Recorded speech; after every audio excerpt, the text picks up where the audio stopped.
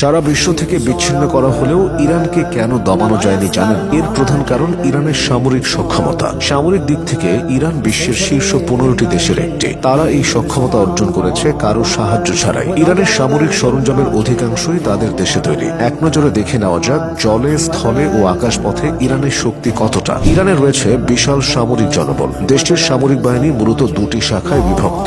এক, সেনাবাহিনী। দুই, ইসলামী বিপ্লবী গার্ড কর্পস। দুই বাহিনী মিলে ইরানে প্রায় 6,10,000 সক্রিয় সেনা রয়েছে। সক্রিয় সেনা ছাড়াও রয়েছে প্রায় 3.5 লাখ রিজার্ভ সেনা। এছাড়া ইরানের রয়েছে 10 লাখেরও বেশি আধা সামরিক সদস্য, যারা প্রয়োজনে যে কোনো সময় লড়াইয়ের ময়দানে নামতে সক্ষম। ক্ষেপণাস্ত্র প্রযুক্তি। ইরানকে বলা হয় মধ্যপ্রাচ্যের ক্ষেপণাস্ত্রের পাওয়ার হাউস। তাদের কাছে কয়েক হাজার ব্যালিস্টিক ও ক্রুজ মিসাইল রয়েছে। ইরান দাবি করে তাদের কাছে আধুনিক ফাত্তাহ 1 এবং ফাত্তাহ 2 হাইপারসনিক ক্ষেপণাস্ত্র রয়েছে, যা শব্দের চেয়ে 13 থেকে 15 গুণ দ্রুত চলতে সক্ষম এবং রাডার ফাঁকি দিতেও সক্ষম। এছাড়া খোরামশার, সেজ্জিল এবং শাহাব 3 নামের দূরপাল্লার ক্ষেপণাস্ত্র রয়েছে ইরানের ভান্ডারে। প্রায় 2000 কিলোমিটার পর্যন্ত পাল্লার এসব ক্ষেপণাস্ত্র সরাসরি বাইরের অনেক দেশে আঘাত হানতে সক্ষম।